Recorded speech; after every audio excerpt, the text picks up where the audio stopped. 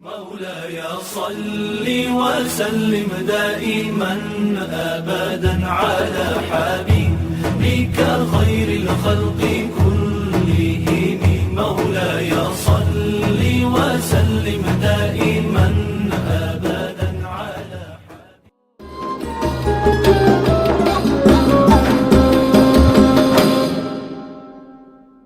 Di saat kita masuk di WC, masuk toilet, kalau kita ada membawa suatu kalimat, entah itu nama Allah, nama Nabi Muhammad dan lain sebagainya, maka itu dianjurkan untuk kita dibawa masuk ke dalam. Kenapa? Karena sebagai penghormatan atas nama Allah. Bukan jatuhnya haram, tapi itu dimakruhkan dan tidak diperbolehkan. Berbeda dengan jatuhnya haram.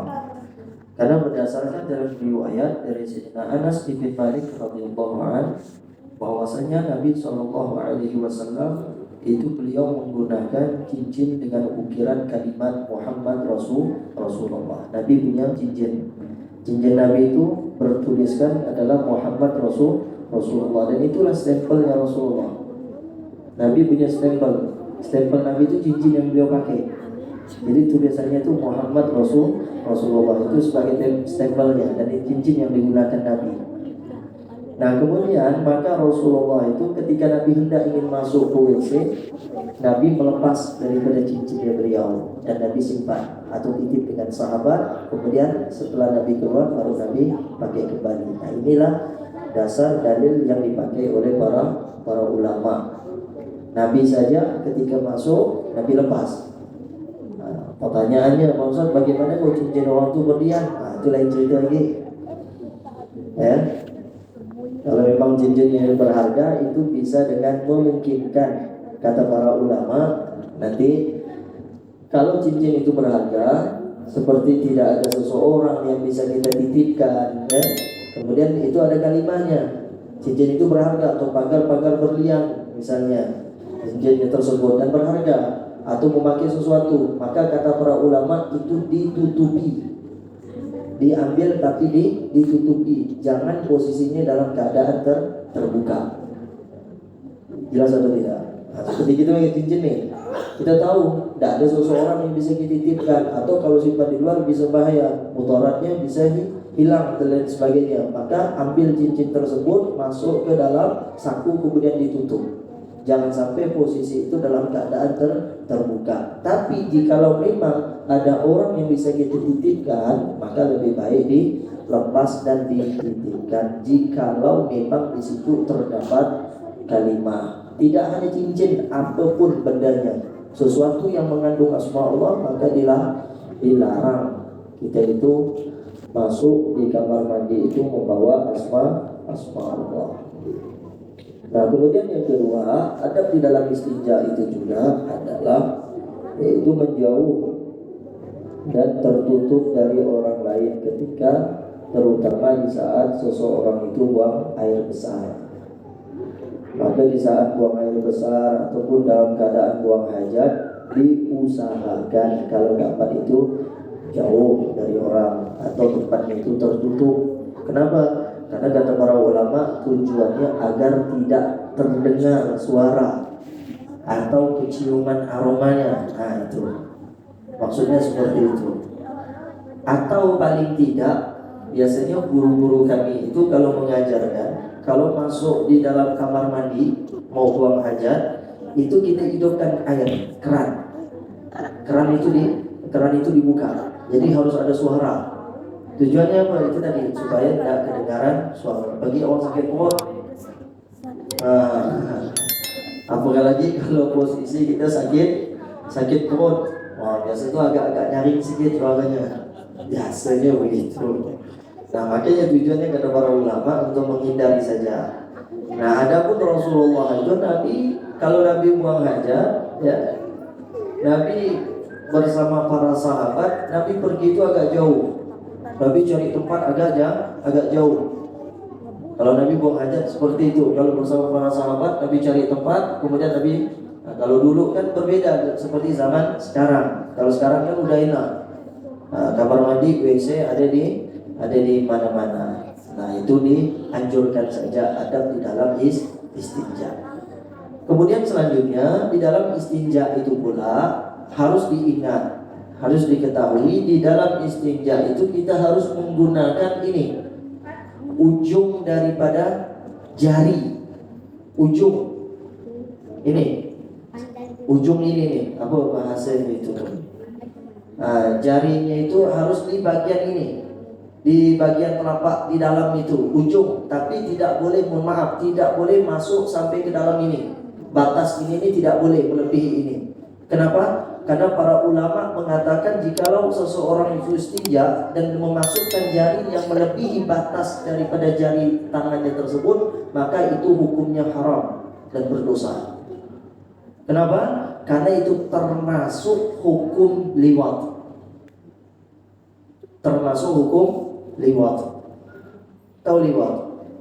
Liwat itu hukum seperti kaum Nabi Lut yang hukumnya itu sesama jenis. Tidak boleh, haram. Jadi kalaupun mau istinja itu harus menggunakan ujung ini. Ini, tidak perlu harus masuk sampai ke dalam-dalamnya, dijungkil lagi begitu. Tidak perlu, cukup di ujung ini saja. Nah, nanti kalau memang kita udah merasa bersih itu nanti bisa dilihat. Nah, yang jelas di situ dikatakan tidak boleh di dalam hukum fikih itu tidak boleh melebihi batas jari. Nah, itu harus diperhatikan. Maka dalam istinja itu harus bersih. Karena itu juga bagian penentu di dalam ibadahnya kita kepada Allah. Seperti seseorang buang air kecil harus berdehem sebanyak 3 kali. Dehemnya itu nanti akan ada sisa-sisa dari air kencing tersebut yang keluar. Kemudian di dalam istinja juga harus disertai dengan niat, ya kan? Juga niatnya itu saya niat melakukan istinja karena Allah, atau doanya Allahumma tahhir qalbi minan nifaq wa hassin farji minal fawahish. Atau kita istinja dan pastikan ketika kita dalam keadaan istinja itu harus dalam keadaan bersih, betul-betul bersih. Itu istinjanya kita, ya, seperti itu. Dan itu juga diajarkan caranya oleh Rasul Shallallahu Alaihi Wasallam di dalam istinja. Kemudian selanjutnya di dalam istinja itu pula yaitu membaca tasmiyah ataupun isti'adzah. Isti'adzah itu atau membaca doa disunahkan, dianjurkan ketika masuk ke WC itu harus membaca doa. Sunnahnya ketika masuk kamar mandi itu harus menggunakan kaki kiri, keluar harus dengan kaki kanan. Begitu juga masuk masjid menggunakan kaki kanan, keluarnya kaki kiri. Jangan sampai terbalik. Masuk ke masjid kaki kiri, masuk ke WC kaki kanan. Nah, ini terbalik. Kalau dalam ilmu kesehatan itu dibahas oleh baginda Rasul Sallallahu Alaihi Wasallam. Nabi sudah mengajarkan 14 abad yang lalu. Ternyata dalam kesehatan itu ada. Nah, kemudian dianjurkan untuk baca doa Allahumma inni a'udzubika minal khubuthi wal khaba'ith. Dan itu. Jadi dianjurkan untuk baca doa. Kenapa? Karena di situ memang tempat sarangnya jin, rumahnya mereka. Nah, dan juga tidak dianjurkan untuk terlalu berlama-lama di dalam itu. Nanti khayalannya itu kuat. Nah, orang kalau udah masuk dalam WC itu macam-macam imajinasi dia. Biasa semuanya keluar. Ide-ide itu biasa keluar. Nah, sesuatu yang tak ketemu pun bisa ketemu kalau udah lama-lama dalam kamar mandi itu. Kalau dalam WC. Jadi tidak dianjurkan untuk terlalu berlama-lama. Nah, kemudian selanjutnya adab di dalam istinja itu juga buang air itu yaitu menahan untuk tidak berbicara, baik itu zikir ataupun lainnya. Tidak boleh menjawab salam dan tidak pula boleh menjawab azan kecuali kalau ada sesuatu yang darurat yang mengharuskan dia itu untuk berbicara, maka itu diperbolehkan dan itu pun hukumnya makruh. Ya. Jadi seumpama misal kita itu berada di dalam WC, dalam kamar mandi, tiba-tiba ada azan, Allahu Akbar, Allahu Akbar, kita pun dalam kamar mandi, Allahu Akbar, Allahu Akbar. Nah, itu jangan. Seperti itu tidak boleh. Seumpama ada orang mengucapkan salam, Assalamualaikum, dan kita dalam kamar mandi, Waalaikumsalam warahmatullahi wabarakatuh, itu tidak boleh. Cukup kita diam atau kita berdehem, menandakan kalau kita itu lagi ada di kamar mandi. Intinya tidak boleh menyebut, berbicara ataupun berzikir, menjawab azan, salam dalam keadaan kita berada di WC, di kamar mandi. Tidak boleh. Karena Rasulullah itu pernah ketika Nabi itu berada di kamar mandi, ketika Nabi itu berada di WC, ketika ada seorang sahabat itu mengucapkan salam, maka tidak dijawab oleh Rasulullah. Sampai 3 kali sahabat itu mengucapkan salam, tapi Nabi pun tidak menjawab daripada salam tersebut. Ketika Rasulullah sudah keluar daripada WC beliau, kemudian Nabi menjawab salam. Nah, ditanya oleh para sahabat kenapa, maka kata Rasulullah, tidak dianjurkan seseorang itu untuk menjawab salam ketika dia dalam keadaan buang hajat. Seperti itu. Kalau kita kan dah begitu gak dia masuk WC, karena dia besti-bestian, WC-nya berdampingan, saling bercakap pula gitu. Ya. Karena ini saling berbicara, itu tidak dianjurkan, ya kawan. Tidak dianjurkan. Mau itu panggilan azan, mau itu panggilan salam, mau itu apa, tetap tidak dianjurkan. Meskipun menjawab salam itu hukumnya adalah wajib. Menjawab salam hukumnya adalah wajib, dan itu tidak dianjurkan jikalau posisinya kita itu dalam keadaan buang hajat. Seperti itu. Bu, nanti ada kasih waktu ya, 15 menit. Ya, seperti itu ya. Nah, kemudian selanjutnya menghormati kiblat, menghormati kiblat, tidak membelakangi dan juga tidak menghadap kepada kiblat. Dalam buang hajat itu tidak membelakangi dan juga tidak menghadap kiblat. Nah, biasanya orang tua gitu dulu itu kalau mereka buat rumah, pastinya mereka itu tanya dulu di mana arah kiblat. Kalau mereka ingin membangun WC, pasti mereka nanya kiblatnya di mana. Itu kalau orang tua gitu dulu seperti itu. Mereka akan lihat, kenapa? Karena posisi WC-nya mereka itu kamar mandi pasti tidak akan pernah menghadap kiblat ataupun membelakangi kiblat. Itu posisi WC. Itu zaman dahulu. Tapi kalau untuk saat ini, ya, karena posisinya dalam keadaan tertutup, maka itu tidaklah mengapa, kata para ulama, kalau posisinya itu dalam keadaan menghadap ataupun membelakangi kiblat. Karena sahabatnya Rasulullah itu pernah menjumpai Nabi di suatu rumah. Sahabat naik di atas atap rumahnya Hafsah.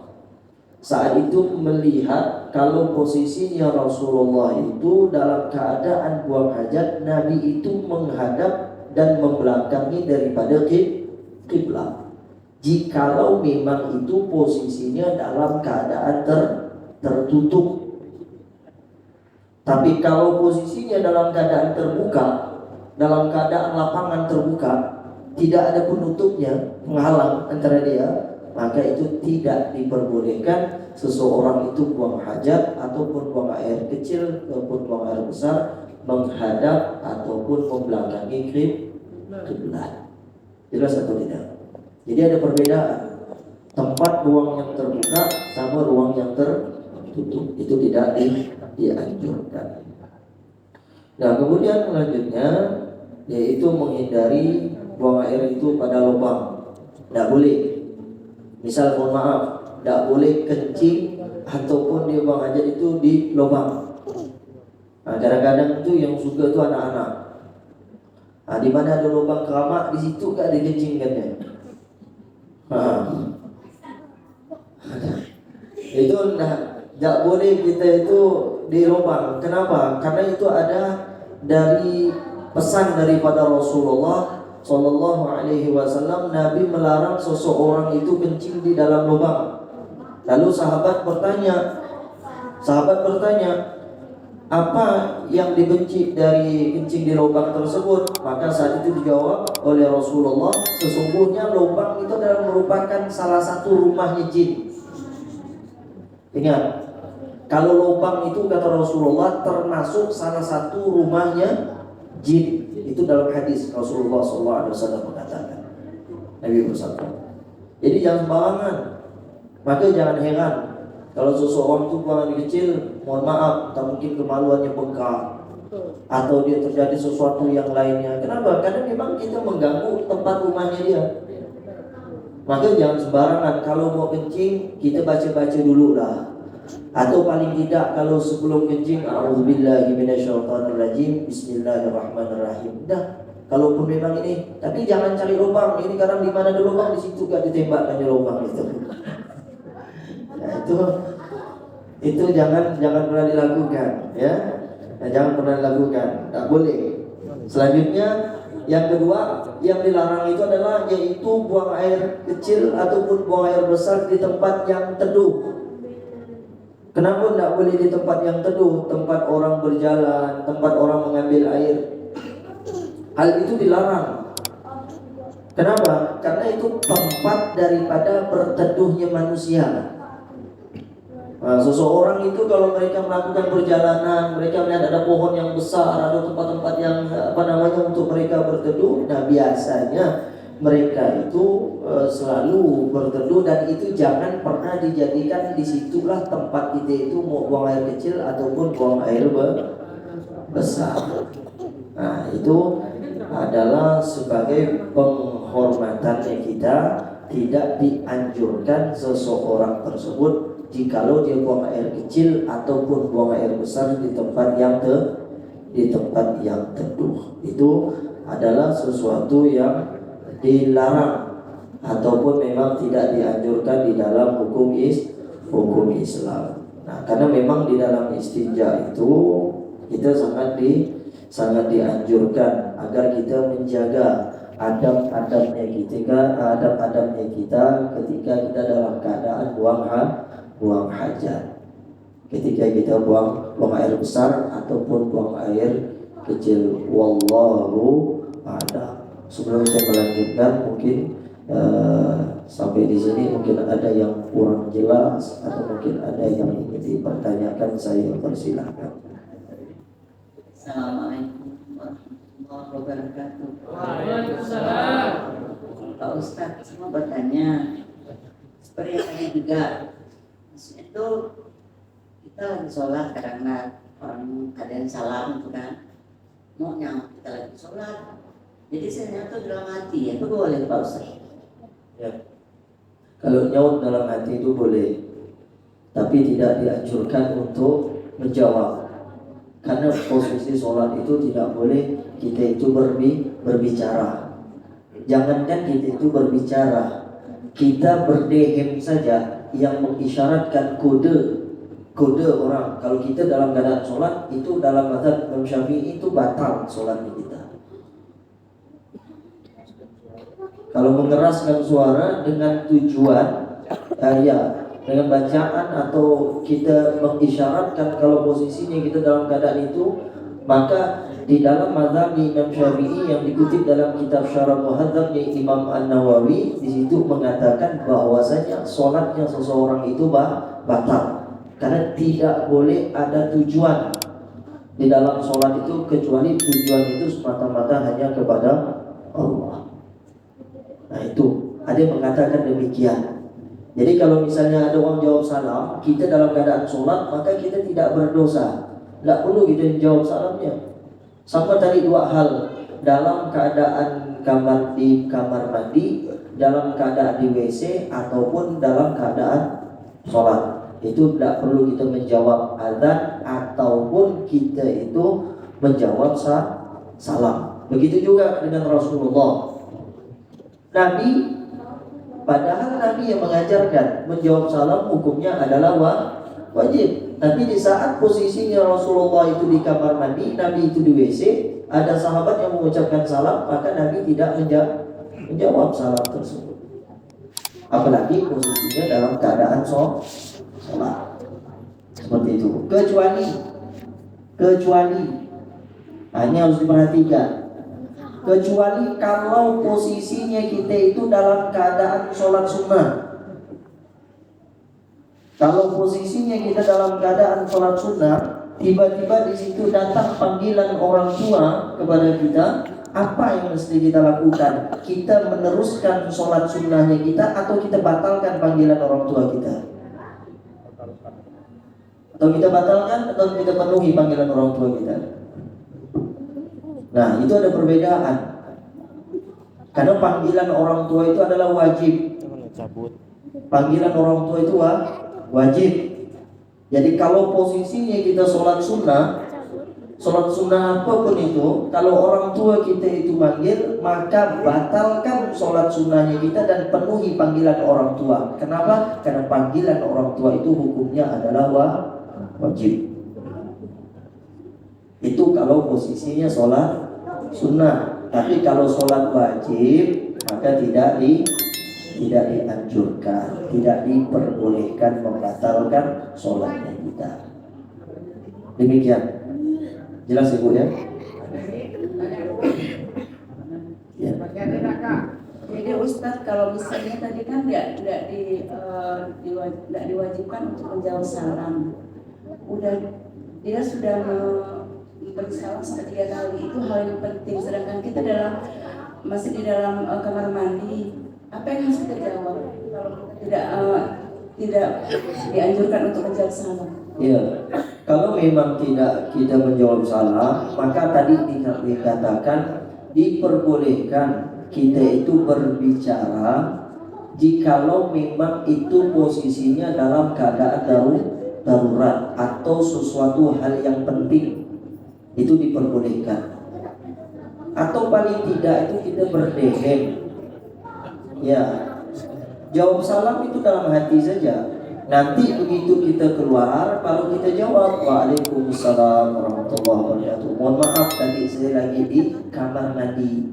Nah, kalau memang memungkinkan kita harus berbicara di dalam kamar mandi tersebut, boleh hukumnya boleh, tidak menjadikan haram, karena posisinya kita itu dalam keadaan darurat. Yang tidak diperbolehkan di sini adalah jikalau dia di kamar mandi, dia saling bercakap satu sama yang lainnya. Nah begitu, yang tidak ada kepentingan. Tapi kalau ada suatu hal yang penting, maka itu hukumnya boleh, tidak dilarang. Begitu. Biasa Bu. Nah.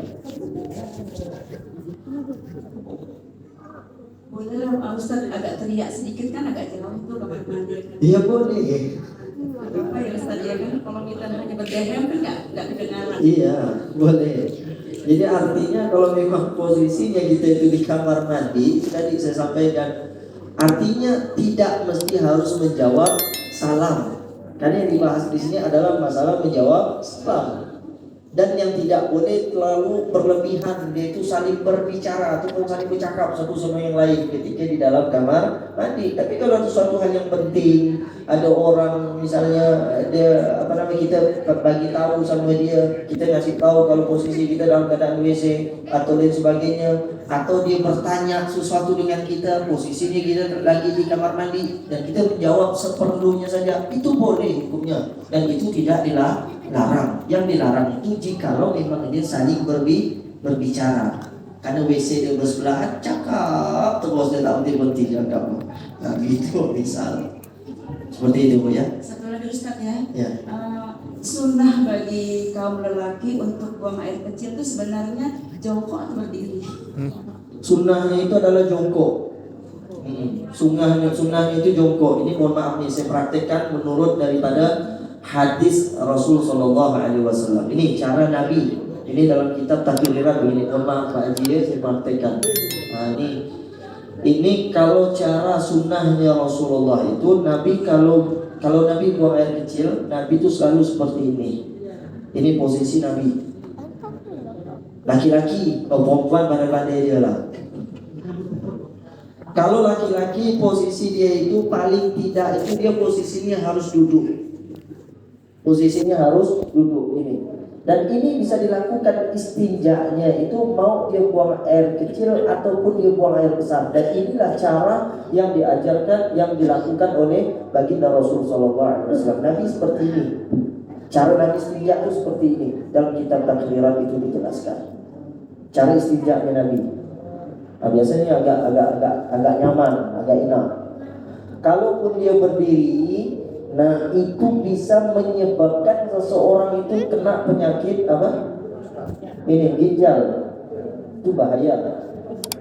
Kalau kencingnya itu tidak tuntas, makanya harus berdehem sebanyak 3 kali. Sambil diurut, disunnahkan, dianjurkan kalau posisinya itu dalam keadaan duduk. Tapi kalau tidak memungkinkan, kalau dia harus berdiri, silahkan. Tapi dengan catatan harus betul-betul dalam keadaan bersih dan tidak mengalami percikan air itu, air kencingnya itu tidak mengalami percikan sehingga mengenai daripada pakaian tersebut. Itu dia khawatirkan. Seperti itu. Jelas ya? Iya, seperti itu. Ada ibu-ibu mau nggak apa-apa? Pak. Assalamualaikum Pak Ustaz. Ini yang ingin saya tanyakan, ini kegiatan kita hari-hari. Mungkin para jamaah sudah disukai dari kecil. Itu kalau kita mau buang yang kecil, itu biasanya mengucapkan di tempat yang tidak biasa namanya itu. Datuk nenek cucu tumpang kencing. Itu mungkin rata-rata kita semua gitu hari-hari ini. Datuk nenek cucu tumpang kencing itu harapannya supaya tidak diganggu. Nah, ini permasalahannya termasuk syirik atau tidak. Karena kita itu dengan datuk nenek, bukan menjadi maha kuasa. Terima kasih Pak Ustaz. Iya. Kalau kita berbicara mengenai perbuatan itu syirik ataupun tidak, kalau setelah kita memahami, maka itu termasuk perbuatan syirik. Kenapa minta berlindung kepada jin? Artinya kita menganggap kalau nenek datuk itu jin, gitu. Tapi nenek datuk anak cucu umpang kencing katanya. Itu kan diajarkan orang tua dulu itu seperti itu, tujuannya adalah sebagai pemberitahuan saja, bukan berarti ranahnya itu ke arah tauhid, bukan. Itu orang tua gitu dulu itu mengajarkan hal-hal yang seperti itu. Nanti suatu saat ketika mereka itu sudah memahami, ketika mereka sudah mempelajari sebuah ilmu, baru mereka tahu bahwasanya itu pengajaran untuk sebatas pemberitahuan saja, bukan bermakna untuk menanamkan rasa sifat tauhid kepada si anak tersebut. Seakan-akan kalau kita dengar dari bahasanya, karena dulu pun memang saya pun seperti itu, Pak. Nah, jujur memang betul. Tapi ini jatuh anak cucu numpang kencing misalnya gitu kan. Padahal setelah kita mempelajari, ternyata maksud daripada orang tua kita terdahulu itu mereka mengajarkan supaya kita itu bahasanya itu permisi. Bahasanya begitu, permisi, memberitahu. Seperti ini yang diajarkan oleh Rasulullah saat kita meninggalkan kamar, saat kita meninggalkan rumah, walaupun hanya 1 hari kita meninggalkan kamar, maka kamarnya kita itu sudah ada yang menempati. Kamar itu sudah ada yang menempati. Kenapa? Karena posisinya itu kosong. Maka kata Rasulullah dalam hadis, ketika kamu hendak pergi ke tempat tidurmu, ila firasyi, kata Nabi, ketika kamu hendak pergi tempat tidurmu, maka dianjurkan untuk dikebas dulu terlebih dahulu, mengisyaratkan kalau kita itu sudah ada khawatirnya ketika kita datang, kita langsung main timpa, kita langsung main tidur, kita menimpa anak jin yang ada di situ. Itu maksudnya. Ya.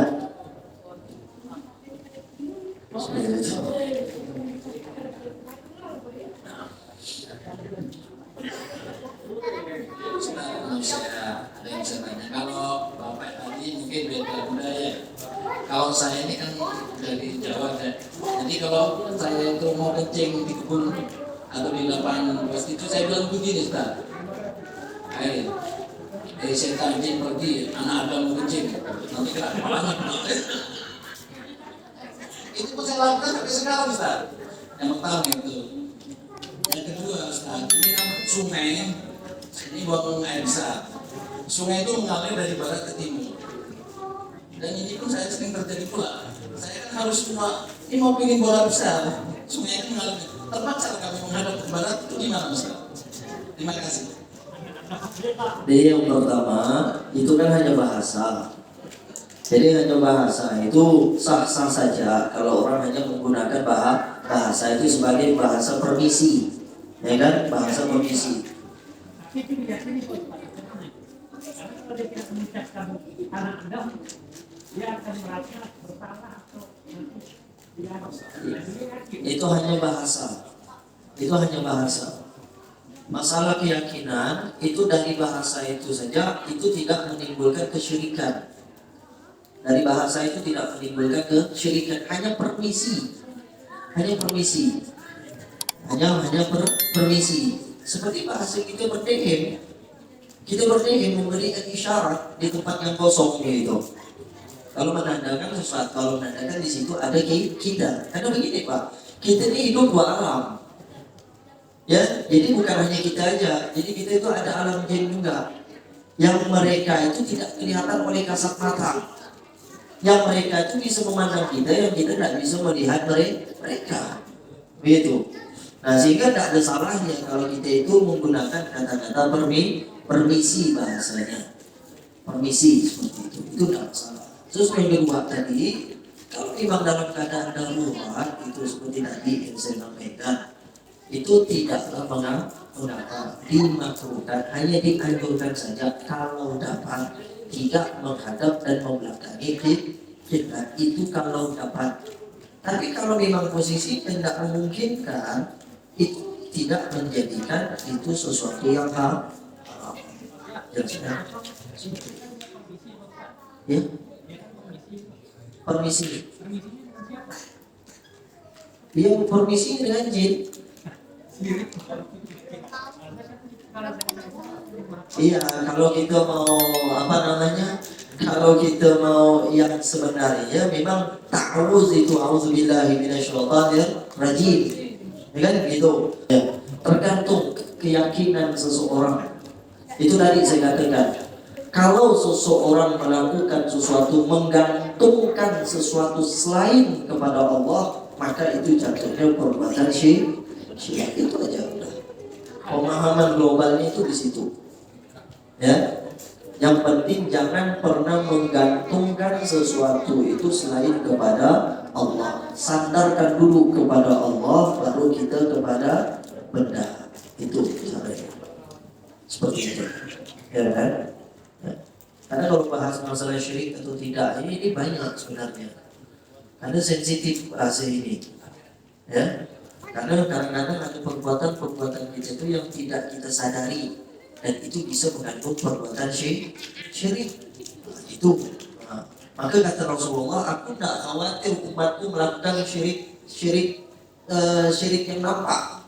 Tapi yang aku khawatirkan, kata Rasulullah, umatku melakukan syirik yang tersembunyi, kata Nabi. Nah, itu tadi. Nah, seperti itu. Ya, demikian di dalam pembahasan kajian ilmu fikih yang kita bahas. Insyaallah nanti di dalam ilmu fikih ini begitu luas Bapak Ibu ya.